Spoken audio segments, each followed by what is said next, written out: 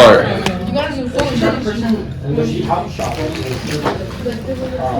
Alright.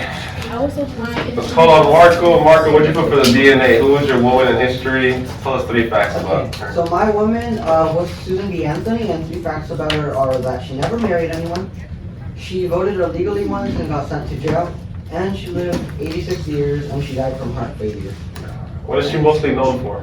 For working in women's rights. That's cool. Alright. Let me pass out the number to you guys, and then we'll get started with some notes. If you already finished doing the DNA, you won't need your Chromebook. So you close the Chromebook now, we're just going to take notes.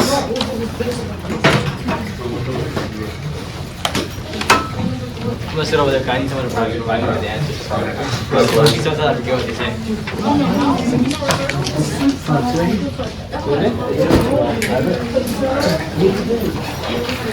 Why do you want to?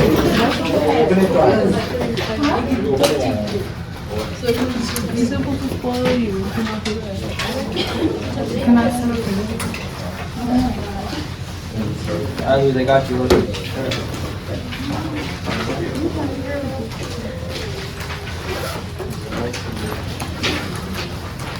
Did everybody get one? I didn't. Oh, I can't because. Y'all? Yeah, I got one. Okay. You guys can close the Chromebooks though. We won't need them. We'll put the title up for you guys. Here it is. We're doing the search for compromise. It's kind of. Yes? You need another one? Let's go for it. Oh, yeah.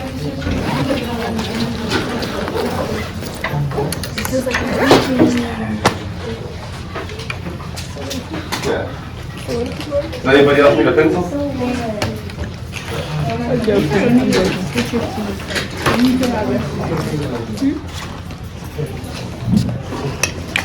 Yeah, we're good. We're going to continue on from what we were learning, guys. When we learned about the South, and then we learned about women, how women were impactful during this time. So now we're going to go into closer to the Civil War. We're going to see more of the impacts of events that have happened before, such as the Missouri Compromise, slavery, industrialization that affected the U.S. that caused the Civil War. Did everybody get the title down already? No. I am no worries. But yeah, so we're going to go over today.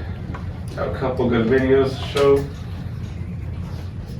We're going to learn about abolitionists and how they were actually the first people to propose the idea of seceding from the U.S., from the Union. We got to remember those people those are people against slavery, and they were the first ones thinking about that.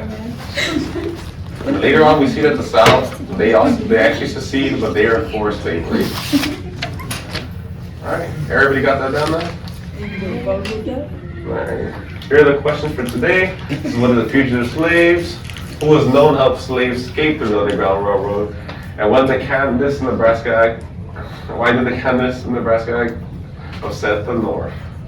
Standard for today is trace the boundaries constituting the North and the South, the geographic difference between the two regions, and the difference between agrarians and industrial. Sorry, I can't say those words, but remember that's agrarian society. That's where they believe in only farming, agriculture. So it starts with ag, and then we got industrialists. Remember, that's people that are working in the factories. They don't want to do slavery. They want to make their own money. They're working in factories. They don't believe in slavery. But yeah, that's what we're doing today. This week we'll continue on. We're going to see the rise of Abraham Lincoln, the president. Free Soil Party. That's the party that will later be known as the Republican Party. So at this time we only have the Whigs and the Democrats, but the Republican Party will be created soon during the upcoming election we're going to talk about. This isn't Lincoln's election yet. Lincoln doesn't come until later on.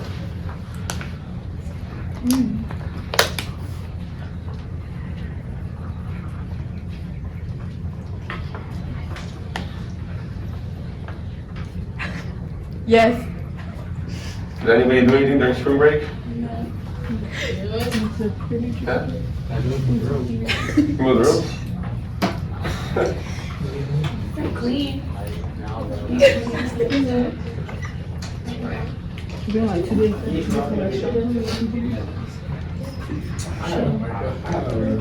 Alright, did everybody get that down? No. No? No worries.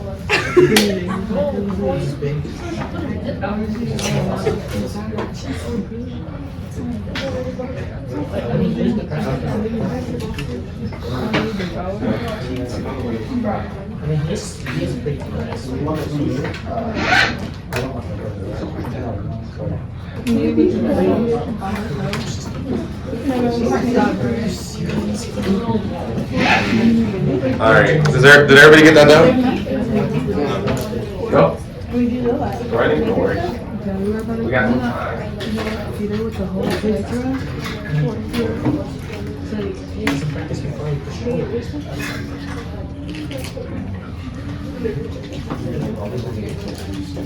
Alright, everybody good now? Alright. Okay. So somebody like help me out with the first question. Does anybody remember what the economy of the South was based off of? Slavery, cotton, yes, sir. Like I said, agriculture was their main thing. Does anybody remember what the North's economy was about? Industrialization. Industrialization, yeah. So we see two opposites. That's when we talk about how the regions are way different. The South's still more of a country kind of thing. They have a lot of plantations, a lot of ag. While the North's, they're becoming into crowded cities, factories, stuff like that. Alright, we can write down the Missouri Compromise right here. So this is where we see a problem. We're barely in 1840, so it's only 20 years later from the Missouri Compromise, and we're already seeing problems with that temporary fix that Henry Clay put into perspective. So you gotta think about it. Henry Clay made this idea to help keep the North and South at peace. But as we're seeing now, the South is finally starting to realize that they got cheated. Especially when California enters the U.S. as a free state. Right there, it's under the 3630 line. They're supposed to be slave states, and that's where California's at. So when they enter the U.S. as a free state, the South was like, whoa, you guys lied to us, you guys are cheating us, and we're just realizing that you guys have way more states. You're gonna have more and more states than us. And to them, they're realizing that later on slavery is gonna end. Because they're gonna be outnumbered. The votes won't count. That's why they try to count their slaves. I have a good video for that we'll see right now. It's about how they try to interpret the slaves as property, but they also want to count towards population in the 3/5 compromise. Yes? Water, yeah. Right there we see the Missouri Compromise is made, the free states are happy, but the South, the slave states are upset about that. Did everybody get that down? Yeah? Play the video now, we're talking about. Play it. Go for it.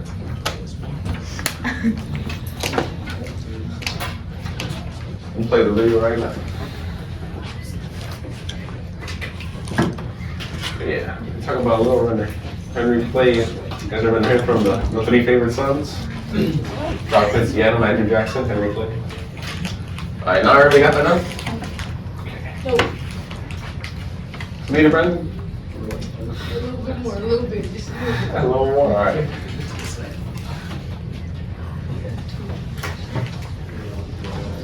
Good, alright. Let's start the video. The Missouri Compromise. The Missouri Compromise of 1820 was a law that tried to address growing sectional tensions over slavery in Missouri, formerly part of the Louisiana Territories, applied for statehood in 1818 and wanted to be pro-slavery. This set off a firestorm between the pro-slavery and anti-slavery factions in Congress. The Missouri Compromise resulted in admitting Missouri as a pro-slavery state and Maine as a free state, but it prohibited slavery north of the 36th parallel in the former Louisiana Territory. I signed the Missouri Compromise into law on March 6, 1820. Many Northerners and abolitionists opposed it because it expanded slavery in the new territories, while many Southerners disliked Congress meddling with slavery. The Missouri Compromise helped reduce tensions. For what? It was later nullified by the Kansas-Nebraska Act of 1854, which opened up all the Louisiana territories to slavery. The repeal of the Missouri Compromise led to increased sectional tensions and ultimately helped trigger the Civil War. The Missouri Compromise of 1820. So as we're going to see, the Kansas-Nebraska Act is going to cancel the Missouri Compromise. It's gonna make it to where any state can decide if they want to be free or slave state despite where they're located out in the US. Alright, here's the thing, fair share. You guys speak with your partners, ask yourself, what was the problem with the Missouri Compromise? Go ahead and speak with your partners. Think about, well, what was the problem?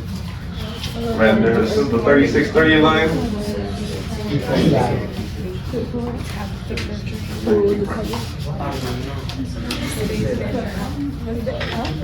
free states and slave states. There were more free states and slave states.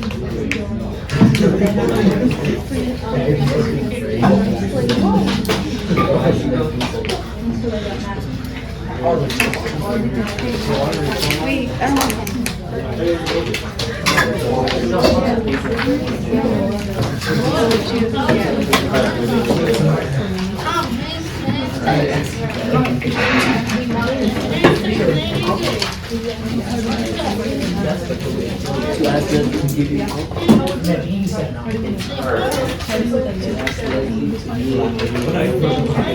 Looks like all of you guys had a good time with all.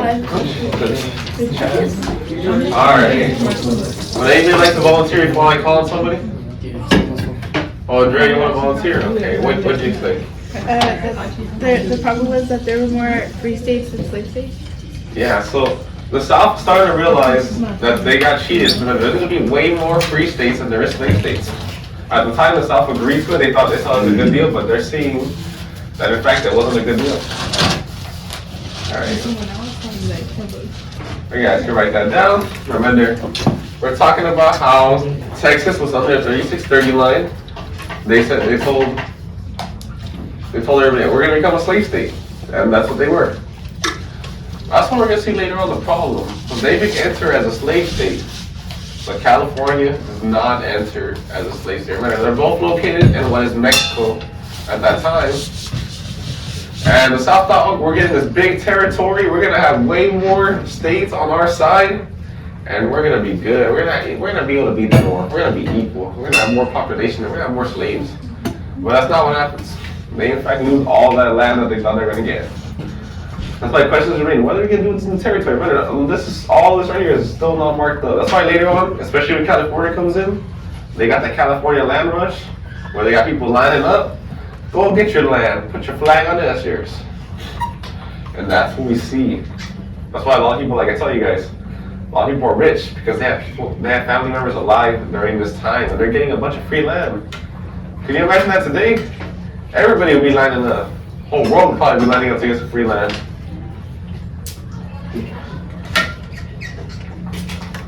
Alright, did everybody get that down? No. Oh yeah.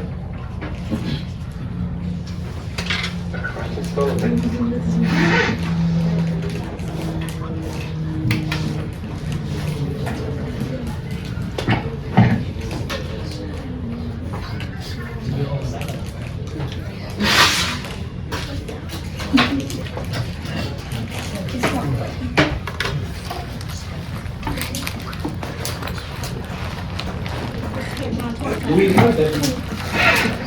Alright, did everybody get that? Okay. Here we go. We'll talk about differentiating views. It's everything you wish for. Your site traffic is skyrocketing until... Dean Howland, a representative from another prestigious institution, is here to see you. A what? Send him in. Hello there! The name is Eric P. Kaufman. I'm a well-respected owner in the slave trade. In the what? Nice peaches, what a wonderful office you got yourself, y'all. Certainly got yourself a lucrative business, don't you? Well, let me get right down to it then. Like yourself, I'm also in the slave trade. But at the moment I find myself in a little quandary with legal issues. Was wondering if you could share some secrets. I have no idea what you're talking about. You have some mighty strong-looking workers here, sir. I'd be willing to offer you $40 for 2 of the white ones and $50 for the blacks. Are you referring to our student athletes? Student athletes? Oh, that is brilliant, sir. Now, when we sell their likeness for video games, how do we get around paying for our slave student athletes then? Look, there are good reasons why our student athletes cannot be paid, young man. I ain't arguing. If they got paid, then how do we make all our money, right? We do not own slaves, and we have no desire to own slaves. But of course you own slaves because... Right. Of course you don't have desire to own slaves, son. Neither do I. And if there was any government agency listening in on this here conversation, they should know that we're not talking about slave ownership at all. All right, so now how do you get around not paying your slaves? Get out! This is a prestigious university, and I am not saying one more word to you! You think you can do whatever you want just because your corporation is a university? This country was founded on the idea that one corporation couldn't hog all the slaves while the rest of us wallow in poverty. Screw you, son. I'm going home. Yeah, we see he talks about like student athletes, like how some people would refer to slaves as people and others as property, you know? He's like, how do you get around not paying your slaves? Because you only pay once. Some of these guys are student athletes and they don't get paid. Kind of like a comparison. That's why like now, student athletes do get paid. They do have a way to get paid. They can make money off their names. I don't get paid. You guys can write those two down? Yeah, just randomize it. Once you get to college, you're good. But write that down. We're talking about this is the Free Soil Party, and this is the one that will later on become the Republican Party. So technically, this is the birth of the Republican Party, kind of. It doesn't become that name until Abraham Lincoln, though. So we got General Zachary Taylor. Most of the time, as we've seen during the presidents are people that fought at war, or they were generals like Andrew Jackson, George Washington, Thomas Jefferson. A lot of them are known for how good they were as a general and that displayed their leadership skills. He's facing Lewis Cass, and of course, this is where we start seeing how we see now in elections. They ask you a question, you avoid it. It's like if they ask Joe Biden, like, oh, hey, what are you gonna do about student debt? Well, you see the other day, I got some ice cream or something like that. You know, he'll say something like that. He'll just ignore the question. So they ask him about slavery, and both of the candidates are like, why am I gonna answer this? If I answer this, I lose. Because they know if they say they're against slavery or for slavery, they are gonna plummet in the vote. Unless you're a well-known slave plantation owner, maybe they'll be like, oh, okay, we already know your stand on it. But these guys are. That's why later on we'll see Abraham Lincoln says, if I could keep the Union together without freeing any slaves, I would. And of course, he couldn't do it without freeing the slaves. He had to do it. So yeah, the Free Soil Party candidate, that's Martin Van Buren. He's not really a big name. He was the 8th president of the United States, not really well known, but as we'll see there. Yeah, at the bottom it says Taylor, guys. Taylor won, and he became the 12th president of the United States. Isn't that crazy? They're at the 12th president of the United States right now. Today, what are we at? The 45th? 46th? Can't see the number from here, but you see how far we've gone, despite our. But that's why the good thing that's only 4 years for president, so we can get a lot more different people in office. Alright. What does it say on the bottom? Oh, Taylor won and became the 12th president of the United States. I can't move that guy, sorry. Oh, no, it's really good. Nothing there. That's just the slide. That's how it is. Like on, it's always yellow. Sorry. Alright. Everybody got that down? No. No.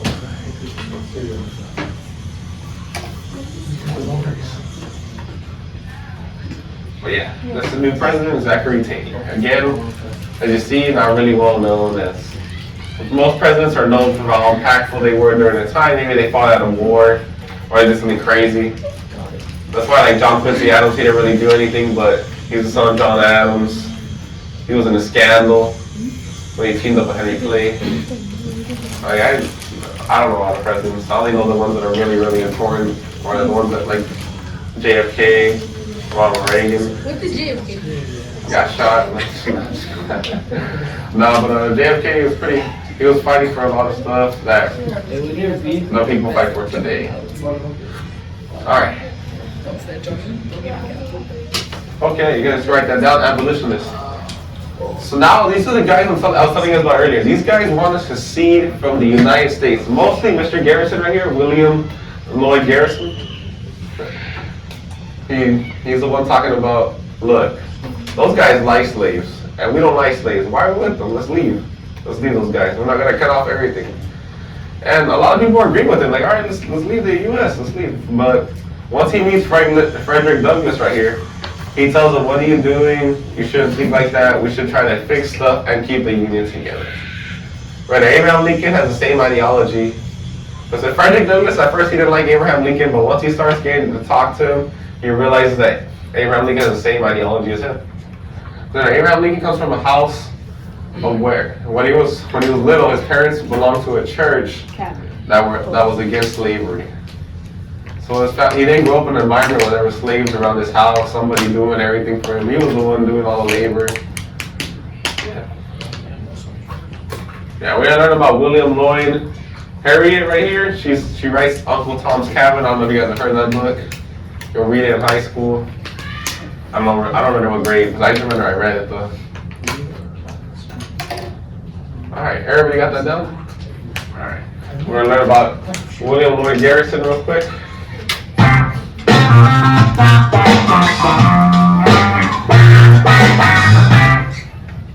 Here we go, William Lloyd Garrison. When William Lloyd Garrison started his newspaper, The Liberator, in Boston, when he was advocating for the immediate abolition of slavery and full citizenship for the former slaves, he was read out of town on a rail in the North, not in the South. Well, that's why I put Garrison in there, Michael. I knew you'd love him. He's totally uncompromised. Oh, absolutely. He argued for a long time that the North had an obligation to secede from any kind of organization with the slaveholding South. He argued, in his words, that gradualism in theory is perpetuity in practice. And any compromise in issues of liberty means, in real life, those issues will never be resolved. This is why he had such a mixed view on the Civil War. Because on the one hand, he understood this is about the federal government and not about slavery. On the other hand, he saw this was a potential for means he did not like for slavery to be ended. In that 7th grade history textbook that we were all assigned, the abolitionists are treated cartoonishly. We read that in the South, they wanted slavery, and in the North, they wanted full civil rights for black Americans.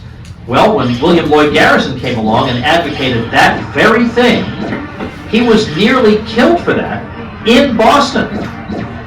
And what's more, we're told that, of course, the North opposed secession, and the South favored it. But William Lloyd Garrison thought what was needed was a dissolution of the Union. His newspaper, which was The Liberator, on the very masthead for 20 years said no union with slaveholders. It was front and center. And it was a perspective that was very prominent among...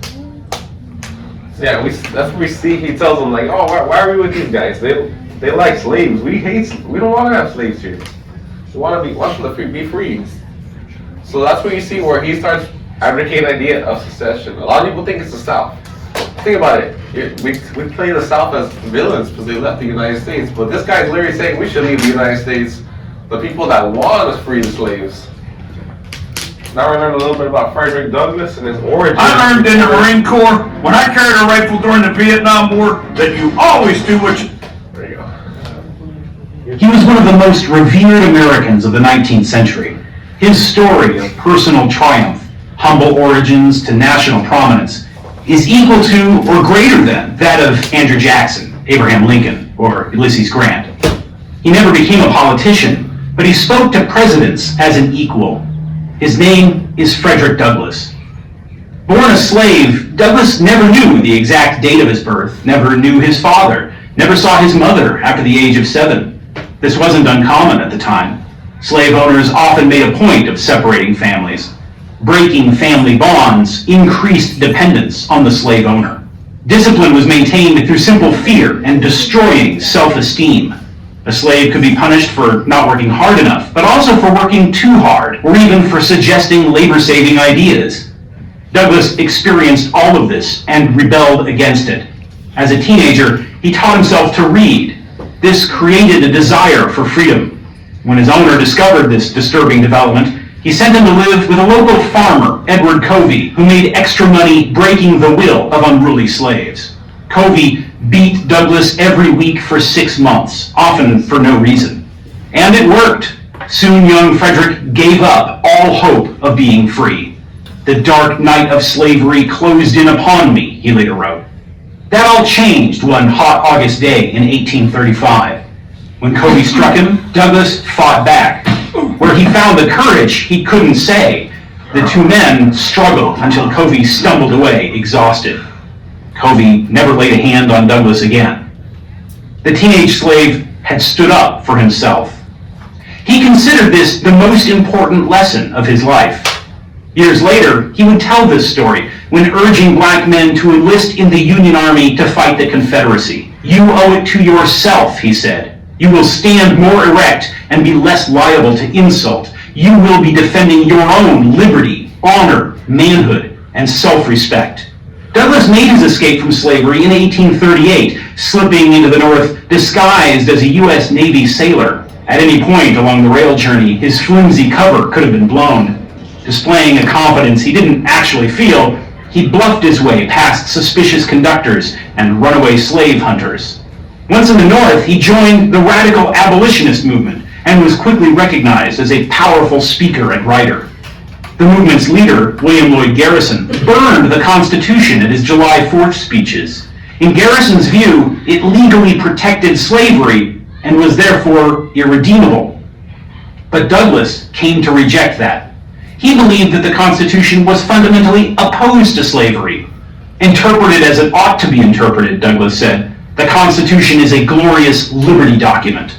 Not surprisingly, Douglas was a strong supporter of the Republican Party, the new anti-slavery party, and of the Union cause in the Civil War. Initially, he had his doubts about Abraham Lincoln. He didn't think Lincoln was truly committed to ending slavery. Yeah, we see that later. Like I said, Frederick Douglass at first, he's not really, he's scared to align himself with Abraham Lincoln because he says, you know what, I don't think this guy really wants to free the slaves. But he realized later on that, yeah, that was Lincoln's intention, but Lincoln wants to preserve the Union. He's also the reason why? Alright. So now we're going to do a think, pair, share with William Lloyd Garrison, right to say the North had the right to secede. Giving you guys 2 minutes. Think with your partner, talk with your partner, think about what. Think about it. Was he right? William Lloyd Garrison, yeah. Mr. Garrison? Was it look alike? Mr. Garrison?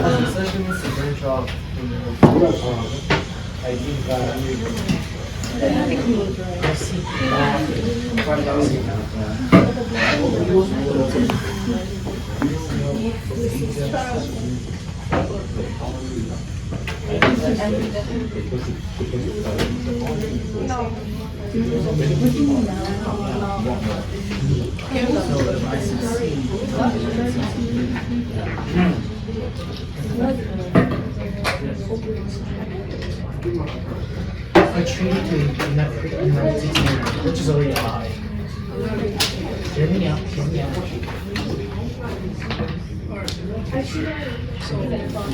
You got the taco time?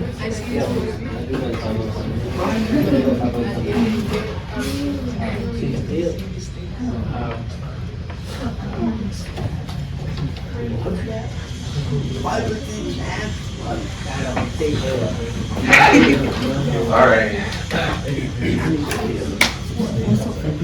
Okay, before we call anybody, would anybody like to volunteer? Brandon? Alright, Brandon, what would you guys come up with? Was William Lloyd Garrison right in saying the North had the right to secede? Alright, so we see his point of view, but I don't think he's right to secede the states. Okay. Yeah. Oh, yeah, I agree with you. I see what you mean. Because, yeah, I mean, think about it. He's telling people we should leave because these guys are for slavery. We're against slavery. But remember, as Abraham Lincoln said, we got to preserve the Union. We cannot separate. There's no conflict. A house divided against itself cannot stand. I don't know if you guys ever heard that quote from him. He says that at night at the museum. It's old movie. But yeah, that's the truth though. The house divided against itself spinner. Later on, we're going to see the British try to jump in and they try to help the South. They're like, we're going to help the South defeat the North. And Abraham Lincoln tells them, if you jump in, you support slavery. So they don't jump in because they don't support slavery. Remember, it's not about state rights, it's about slavery. Alright, here's another video to watch. Just a little example of like a reward that they would give somebody for finding a slave.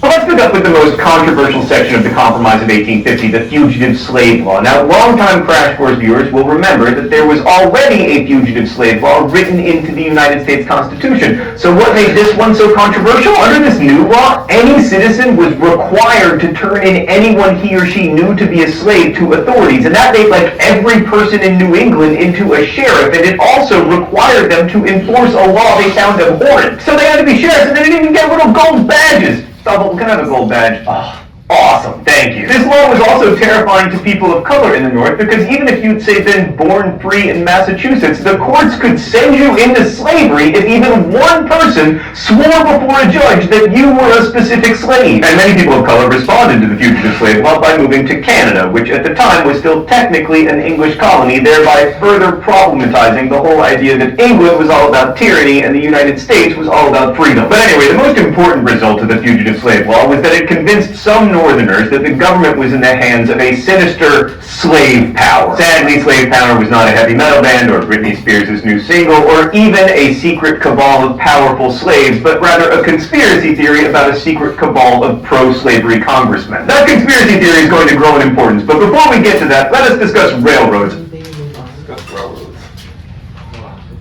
Okay. This is scary. So loud. What? You're so loud. Yeah, Jim Jack, $200 reward. Think about it, slave this time. Excuse me, interruption. May you send Brandon via to the office? What's the bowings? Okay. Yeah, but yeah, the slaves are pretty expensive this time. They're giving you a reward or whatever. Some people are earning $2 a week. It's a lot of money to them, $200. The slave owners are rich. Yes? How much would $200 be in today? Yeah, so we have to Google that. I think I said $2 a week right then was. Let's say Josiah, he got you to search for real quick so you can share with the class. Yeah. It'd be like $2 in 1840 compared to now. How much? $2 in 1840.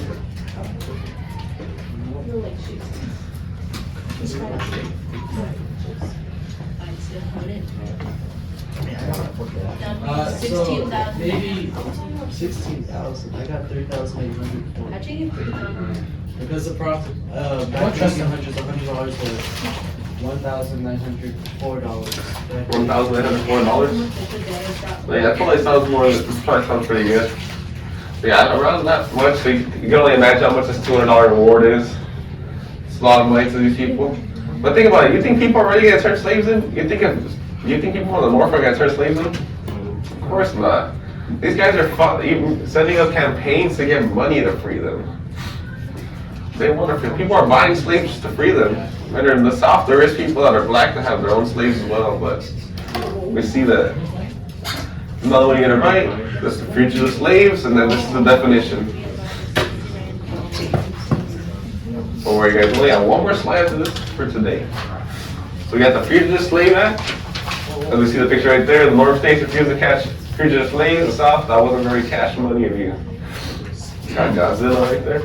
Yeah, this is what we see. It's an individual that escapes the South and goes to the North, because that's the only free place. Or like how they said, they go to Canada. So that's why we'll see later on that the British cannot jump into the war, the Civil War. They almost did, but Abraham Lincoln told them, you jump in, you support slavery.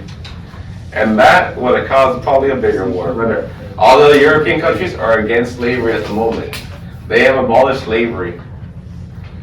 So if the British had jumped in, that would have caused more problems to them. But they wanted to defeat the United States surrender. They had been defeated twice already by the United States. And unlikely odds, for the first time, the U.S. beat them in the first war we had against them. Second war, we just did it because they were messing with the surrender. Or like how they said in the video, it's like if somebody put in front of a judge and said you were a slave, you became a slave. Kind of like when the British were stopping U.S. ships and telling people, look, you're British, you're British, you're British, you're British, you're British. You're coming with me because you're all British. You guys remember that? We learned that back in like January. So I remember that. yeah, that's a long time ago. Yeah, I'll tell you guys. Graduation's almost around the corner, guys. Paul Jones, I remember him too. Which one? Paul Jones. Alright, did everybody get that down?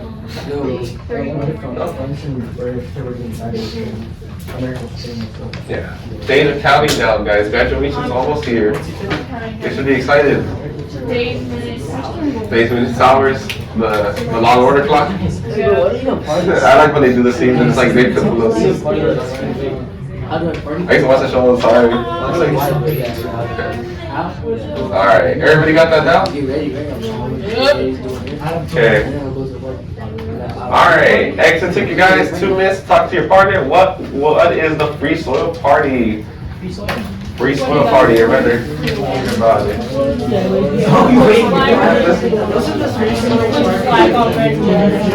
Yeah, so think about it, talk to your partner, we'll call somebody. Yeah, I'll write it down. Sharing it with the class.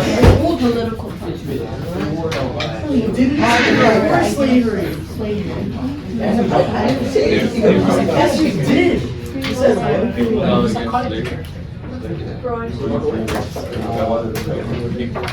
Is a proxy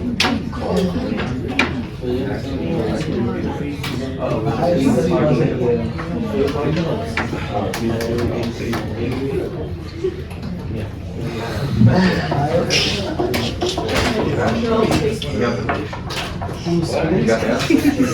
Alright. Yeah.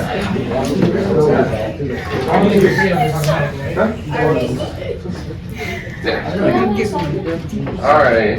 There's gonna be no time today, guys, don't worry. Alright. Let's call on. Actually, who wants to volunteer first before I call on, really? Josiah? Yeah. Okay, go for it. Wasn't the Free Soil Party a new party that turned into the Republican? Yeah, they turned into the Republican later on. But they were against slavery. Yeah, they were against slavery. So the Free Soil Party is against slavery. We see that. They're against slavery. Later on, they will become the Republican Party. Alright, guys, that's it for today. I guess we're going to pack up.